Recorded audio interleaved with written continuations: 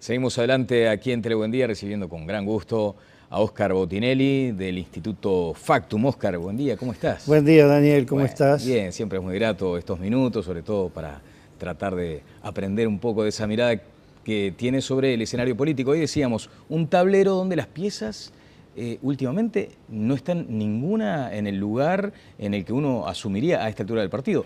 El próximo político que me venga a decir las elecciones están lejos, me voy a permitir, con todo respeto, pedirle para reírme un rato, ¿no? Estamos todos en campaña. Bueno, hay una cosa que es esta, yo lo he dicho muchas veces acá, bueno, va a ser 24 años que estoy acá. A veces se sobredimensiona la campaña electoral como ese periodo de discursos jingles y spot televisivo. La campaña electoral dura los 5 años o toda la vida. ¿En qué sentido? El voto es el resumen de los impactos que la gente recibe de cada partido, de cada sector y cada dirigente a lo largo de toda su vida. Eso no porque dijo tal cosa, no.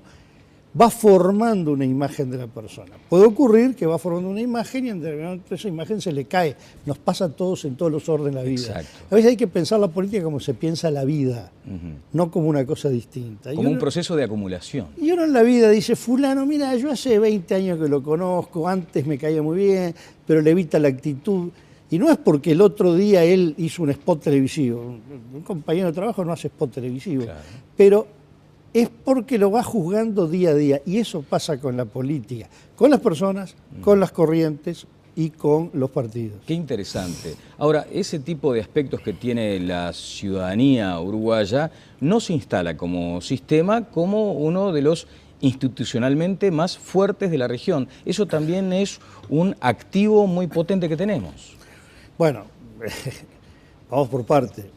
Si el mérito nuestro es tener mejor el sistema político más sólido de la región, no es ningún mérito. Bueno, no es cierto. ¿No?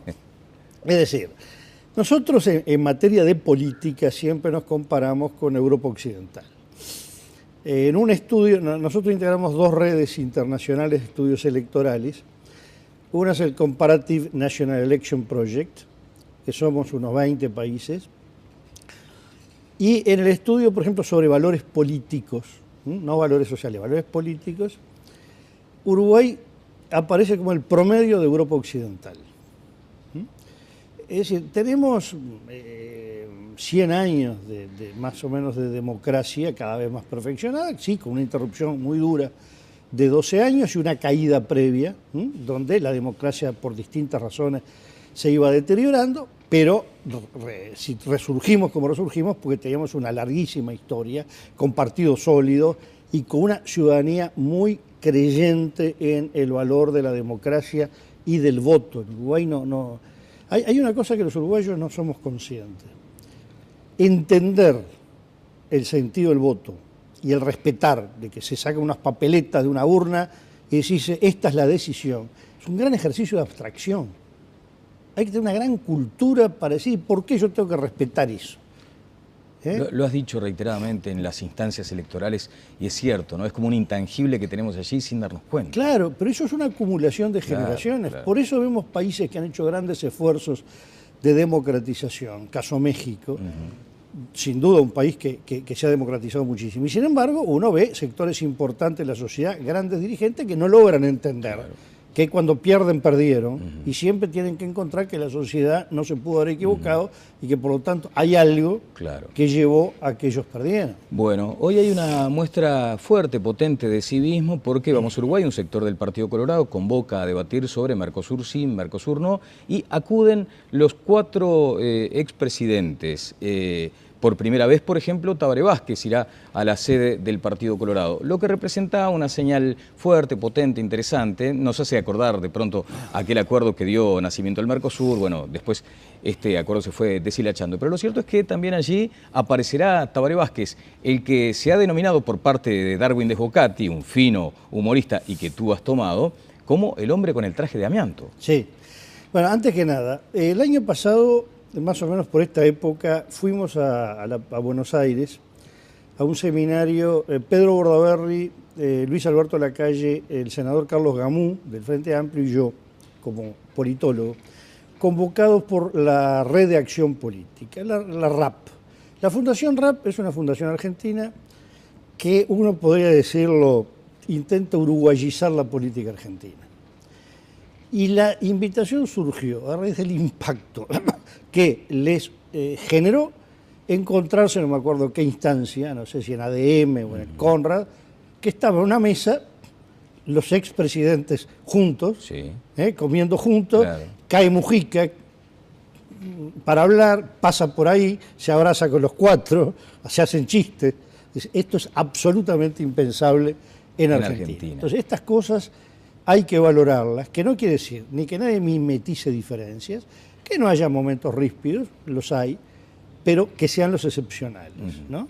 Eso es lo fundamental. Bien, eso es un aspecto que hoy se va a notar precisamente, ¿no? Como esa madurez del sistema político. Y allí decíamos, la aparición de Tabaré Vázquez ya de lleno en la política pública.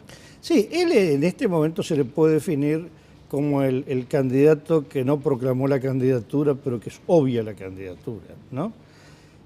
Más bien uno diría, Tabaré Vázquez no es candidato el día que diga expresamente ante escribano público no lo soy. Larrañaga nunca proclamó la candidatura, Bordaberry nunca la proclamó, bueno, son candidatos, Vázquez también, esa es la realidad.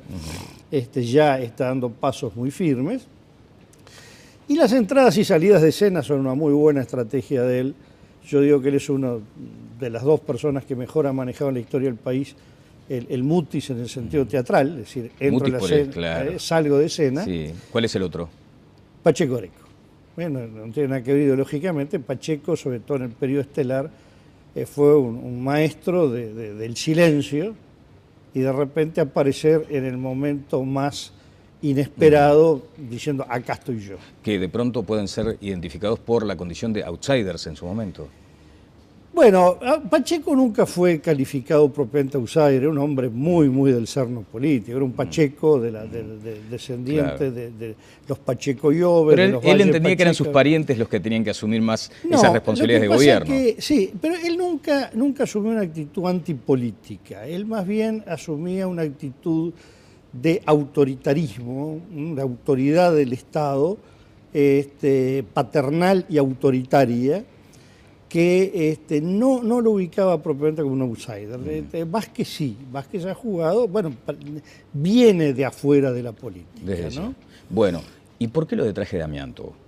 Bueno, no, esto fue, yo le pido la autorización a Darwin de Jocati por robarle el término. Yo diría nunca Vázquez sería capaz de usar un traje de amianto, porque el amianto es cancerígeno. Es cancerígeno, por ejemplo, claro. Pero hace referencia a que no hay nada que lo chamusque, ¿no?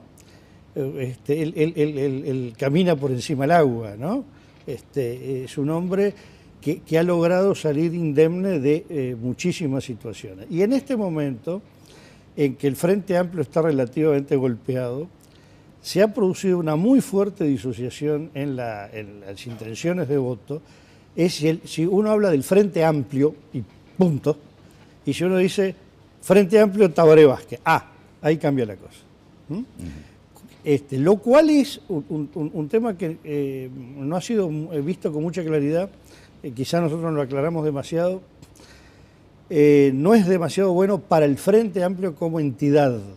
Esa Tabaré dependencia. Porque, claro, lo que tú decís, logró se ha generado una Tabaré dependencia. Imagínense un esquema de esto, donde el Frente Amplio puede andar en el 40-42% y Tabaré Vázquez en torno al 50%, un poquito más, un poco menos. ¿Quién le pone condiciones a Tabaré? ¿Quién le dice, no, yo creo que el vice... yo elijo. Claro, ¿no? Claro. Mis condiciones son estas. Tabaré 2 veces puso condiciones muy firmes. Una en 1993, cuando en verdad el Frente Amplio iba hacia la candidatura de Tabaré, pero muchos decían, no, debe ser Astori, en el momento que las dos eran los grandes referentes comunes. Resulta que Tabaré dijo, si no se reestructura el Frente, yo no soy candidato, vino la reforma de la estructura del Frente de diciembre del 93. Y antes de las elecciones de 2004 dijo, yo exijo plenos poderes, yo nombro a los ministros, saco a los ministros y se aprueban los proyectos de ley que yo impulse, y todos los grupos políticos dijeron, cheque en blanco, plenos poderes. Sí, con aquellos golpes en la mesa que forman parte casi que del folclore político, ¿no? Y ahora estas cifras, si se consolidan, digo, que creo que no es un momento, creo que es algo sólido, A Tabaré le guste o no, porque esto no es un tema, los muy tabarecistas dirán que bárbaro y otros dirán lo bueno es una estructura fuerte, no tanto personalismo. Bueno, guste o no, porque tiene las dos lecturas, le da a Tabaré Vázquez posibilidades de poner condiciones infinitamente. Bien, Óscar, vayamos primero a un aspecto vinculado a la publicación de los datos el otro día en Telenoche. Yo estaba mirando y automáticamente lo tuiteé, lo que tú estabas informando respecto a la última encuesta. Allí, como suele suceder en este país, donde las suspicacias, digamos que cobran vida con rapidez y crecen más rápido a veces que los yuyos malos, rápidamente dijeron, pero qué coincidencia esto de publicar la encuesta ahora justo cuando tenemos este lío de Pluna, cuando vence el plazo. ¿Cómo interpretas como cientista político esas cuestiones? No, que yo no la tuve en cuenta, digo, uno no está mirando en qué momento va a alargar la encuesta, pensando que en cuanto incida o no en la política. Uno tiene un programa de anuncios, nosotros habíamos hecho esta encuesta a lo largo del trimestre, la estuvimos procesando.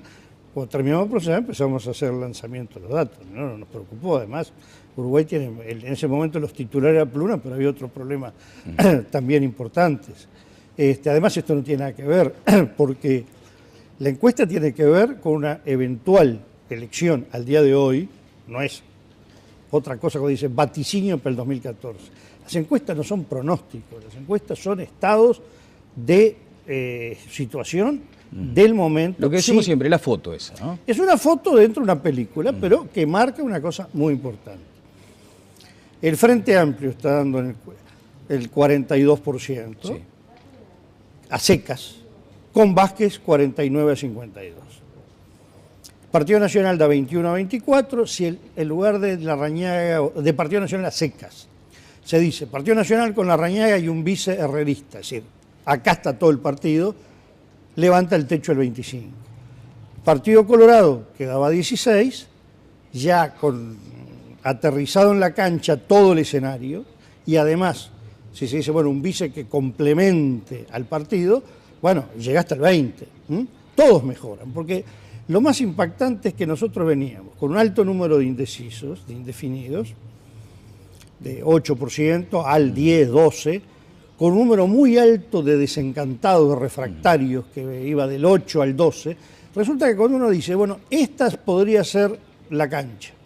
Acá están los partidos con caras, con candidato a presidente, a vices, nombres, resulta que se cae todo. Claro. En blanco anulado pasa lo normal en la historia del país, 2-3%, y los indefinidos, 2-4%. Está bien, son más en realidad, porque 2-4 es lo que se mantiene indefinido en cualquier opción que uno pregunte.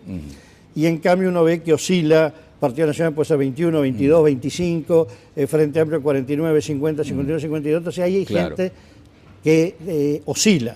Allí ¿no? Tú mencionabas, por ejemplo, que era una temeridad hablar de lo que representaba un eventual gobierno de Tabaré Vázquez con mayorías parlamentarias o sin ellas, porque había un escaso margen que era el de 1%, creo recordar, que era el que manejaba eso. 1% es, en estas cifras, lo que determina primera o no primera vuelta, o balotaje. Y un 2% de extremo a extremo. ¿Cuáles son los extremos? El extremo más negativo para el Frente Amplio, que es balotaje sin mayoría parlamentaria. El más positivo es primera vuelta con una mayoría parlamentaria ampliada, porque además hay una cosa matemática que es, con esta mayoría parlamentaria de 50 diputados necesariamente hay balotaje. Para que no haya balotaje tiene que exceder este número. Para que no haya balotaje, para que gane en primera vuelta tiene que exceder esta mayoría. Entre una punta y otra es un 2% del electorado que se vuelque. Este es el dato. No quiere decir que hoy haya nada más que ese 2% para definirse. Eso es un tema matemático. Bien, pero allí hay una dificultad entonces para hacer ya una visión a más largo plazo. Una consideración que tiene que ver con el tema Pluna, porque tú decías, Tabaré transita sobre las aguas. ¿Se despegó y superó la altura de la crisis de Pluna, por ejemplo? Bueno, el tema es el siguiente. Primero, empezamos hablando, el voto es el resumen de actitudes, posturas, lecturas que hace la gente de mucho tiempo. Entonces, hay una tendencia a sobredimensionar el impacto de un único hecho. Un único hecho impacta cuando es la acumulación de otros. el gobierno, el Frente Amplio sin Vázquez, tiene muchos elementos que son a favor desde el punto de vista de computar votos a su favor. Se está viviendo uno de los periodos más altos en la historia del país de ingreso a los hogares, de salario, de jubilaciones. Se nota en el fenomenal consumismo que hay un poquito de retracción, pero en niveles extraordinariamente altos. Los niveles de gente que ha mejorado socialmente, que ha salido de niveles de pobreza en términos estadísticos, es muy elevado. El empleo. El trabajo, la cantidad, no el índice de desempleo, la cantidad de personas que están trabajando en Uruguay, el promedio del último año es el récord histórico. Entonces, todo eso se acumula a favor del gobierno. En contra, bueno, mucho más que lo de Pluna. Tema estructural, la inseguridad pública. Lo de Pluna es un tema detonante. La inseguridad pública es un tema instalado de largo tiempo, que si mejora, no sé si está mejorando o no, pero tarda la gente en reaccionar porque la sensación de inseguridad ha penetrado a la gente. Después, la educación se está transformando en un tema complicado para la gente. La gente está con mucha decepción en cuanto a futuro. Es decir, me parece que antes de que esto cambie va a tardar mucho. Estos son dos elementos estructurales negativos para el gobierno. En el medio hay episodios puntuales positivos y negativos. El de Pluna sin duda ha golpeado el gobierno, sin duda ha golpeado más que nada al equipo económico, pero atención, vemos que el golpe es más a niveles de gente muy informada y de élite que en el conjunto de la población, ¿no? Bien, bueno, luego vamos a algunas cuestiones que a cuenta de seguir desarrollándola más adelante nos interesa conocer hoy. Por ejemplo, ayer se notaba, del mismo modo que decíamos ese ejemplo de civilidad hoy en el Partido Colorado, una reacción virulenta entre los dos sectores mayoritarios en el Partido Colorado. Proba, Propuesta Ballista y Vamos Uruguay, con acusaciones cruzadas, pero muy fuertes. Sí, yo diría que esto es sorprendente, no sorprendente porque el Partido Colorado en su historia ha tenido momentos extraordinariamente intolerantes, años 50 por ejemplo, el Partido Nacional también, el Frente Amplio también, es decir que no es extraordinario, pero sí, no es positivo para ningún partido. Me parece que aquí hay algo que, no sé, hacia todo o parte del Partido Colorado no está captando bien. En Uruguay no le ha ido bien a ningún partido, particularmente ningún partido tradicional, cuando un ala es hegemónica. Cuando Wilson Ferreira fue hegemónico es cuando el Partido Nacional tuvo más dificultades. Cuando Wilson Ferreira tenía competencia, tenía mayor votación.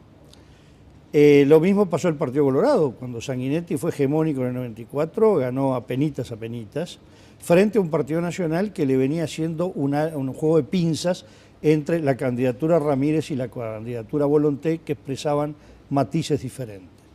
Un Partido Colorado hegemonizado por Bordaberry, se repite esa ley, es decir, el que no le gusta Bordaberry tiene que ser un Colorado muy tradicional para mantenerse en el partido.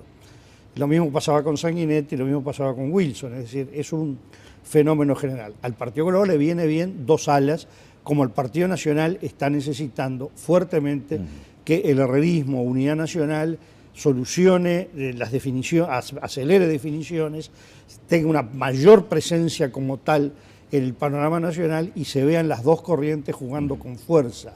Esto no debilita, por ejemplo, Alianza Nacional necesita que Unidad Nacional también se fortalezca para su propio interés.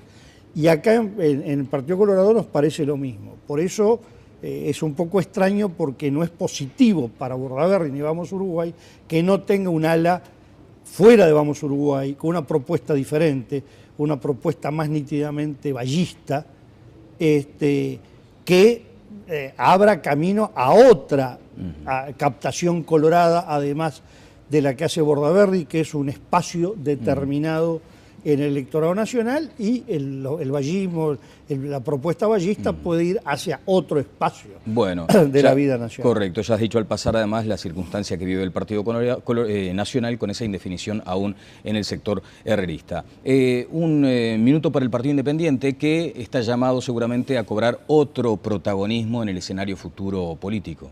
Sí, yo he hecho un análisis sosteniendo que el Partido Independiente es un partido que tiene varios problemas. Creo que el nombre no ayuda mucho, no le da una gran visibilidad, que necesitaría más definiciones, oscila entre una definición socialdemócrata y una definición social cristiana.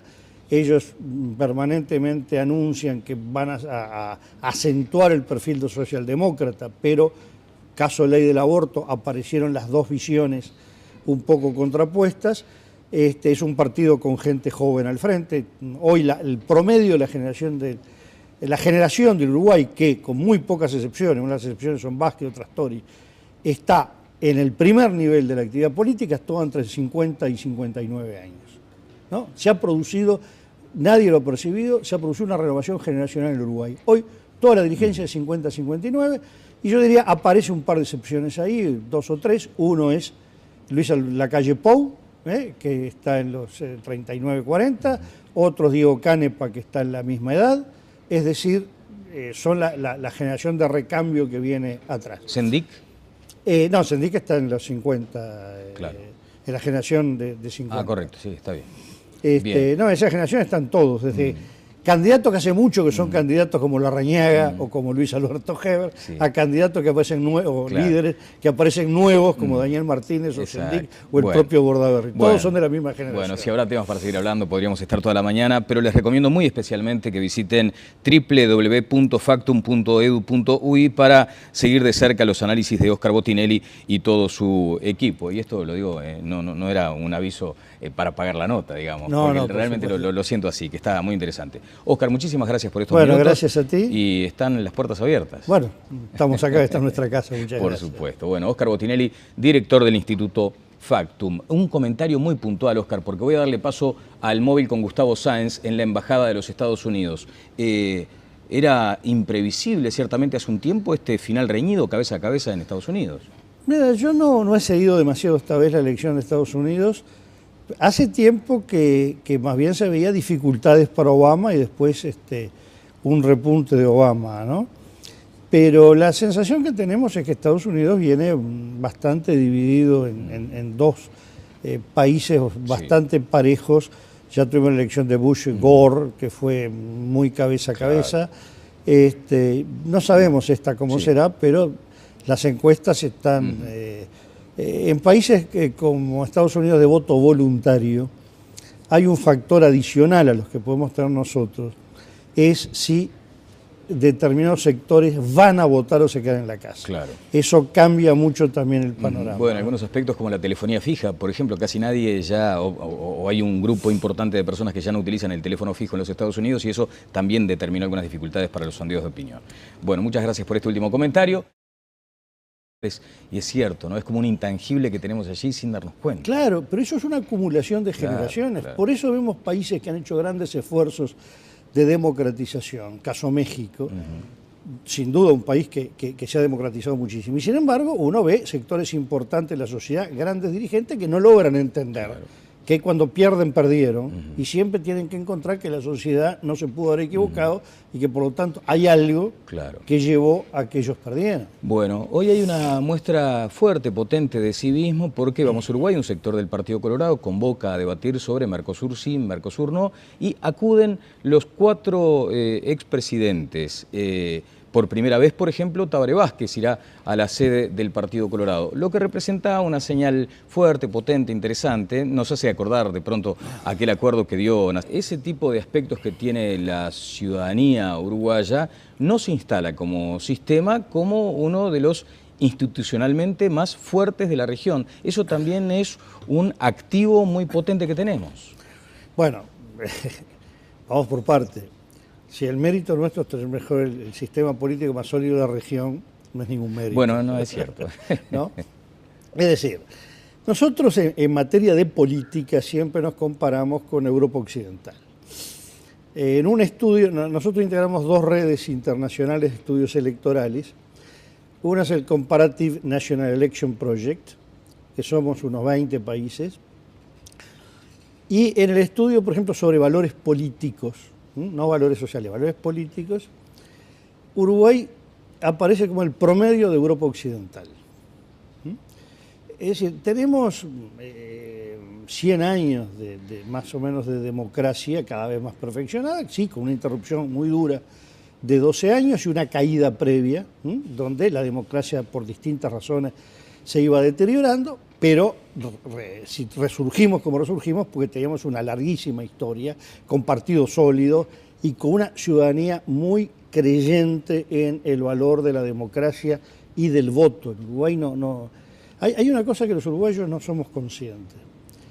Entender el sentido del voto y el respetar de que se sacan unas papeletas de una urna y decirse, esta es la decisión, es un gran ejercicio de abstracción. Hay que tener una gran cultura para decir, ¿por qué yo tengo que respetar eso? Lo has dicho reiteradamente en las instancias electorales.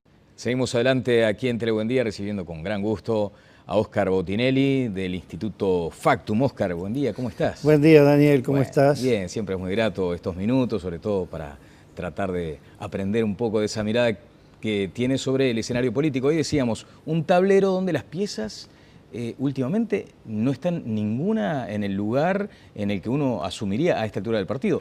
El próximo político que me venga a decir las elecciones están lejos, me voy a permitir, con todo respeto, pedirle para reírme un rato, ¿no? Estamos todos en campaña. Bueno, hay una cosa que es esta, yo lo he dicho muchas veces acá, bueno, va a ser 24 años que estoy acá.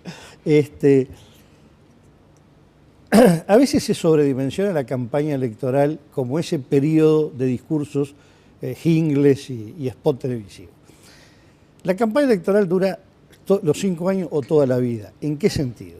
El voto es el resumen de los impactos que la gente recibe de cada partido, de cada sector y cada dirigente a lo largo de toda su vida. Eso no porque dijo tal cosa, no. Va formando una imagen de la persona. Puede ocurrir que va formando una imagen y en esa imagen se le cae. Nos pasa a todos en todos los órdenes de la vida. Exacto. A veces hay que pensar la política como se piensa la vida, no como una cosa distinta. Como un proceso de acumulación. Y uno en la vida dice, fulano, mira, yo hace 20 años que lo conozco, antes me caía muy bien, pero le evita la actitud. Y no es porque el otro día él hizo un spot televisivo. Un compañero de trabajo no hace spot televisivo. Claro. Pero es porque lo va juzgando día a día. Y eso pasa con la política, con las personas, con las corrientes y con los partidos. Qué interesante. Ahora,